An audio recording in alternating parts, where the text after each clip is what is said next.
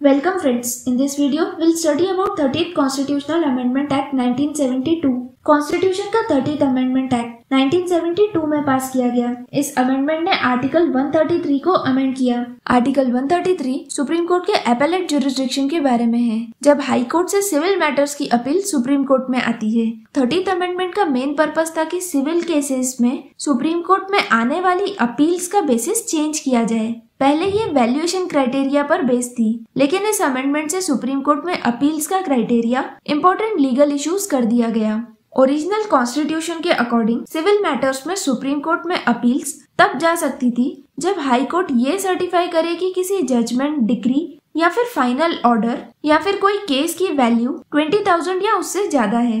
लेकिन valuation criteria appeal के लिए एक रैशनल यार्डस्टिक नहीं हो सकता और वैल्यूएशन टेस्ट यानी ऐसे केसेस जिसकी वैल्यू 20,000 से ज्यादा है सुप्रीम कोर्ट तक पहुंच जाते हैं, जिसमें मेरिट भी नहीं होता था। और वो केसेस जिसमें सब्सटेंशियल क्वेश्चन ऑफ लॉ है यानी सुप्रीम कोर्ट के कंसिडरेशन में आने चाहिए लेकिन उनकी वैल्यू 20,000 से कम है, इसीलिए सुप्रीम कोर्ट में कंसिडरेशन के लिए नहीं पहुंचते थे। लेकिन इस अमेंडमेंट के बाद ये वैल्यूएशन क्राइटेरिया हटा दिया गया और सुप्रीम कोर्ट में appeals substantial question of law के बेसिस पर होने लगी। लॉ कमीशन ऑफ इंडिया ने अपनी 44th और 45th रिपोर्ट्स में रिकमेंड किया कि अपील्स को सिर्फ तब अलाउ किया जाए जब केस में कोई सब्सटेंशियल लीगल क्वेश्चन हो जो जनरल इंपॉर्टेंस रखता हो।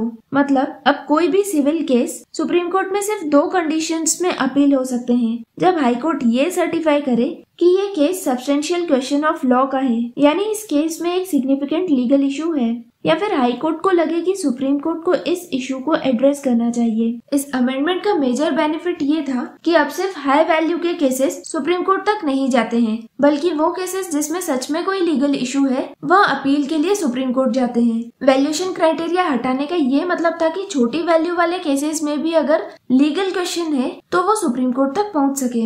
इन शॉर्ट 30th अमेंडमेंट ने अपील के राइट को फेयर बनाया।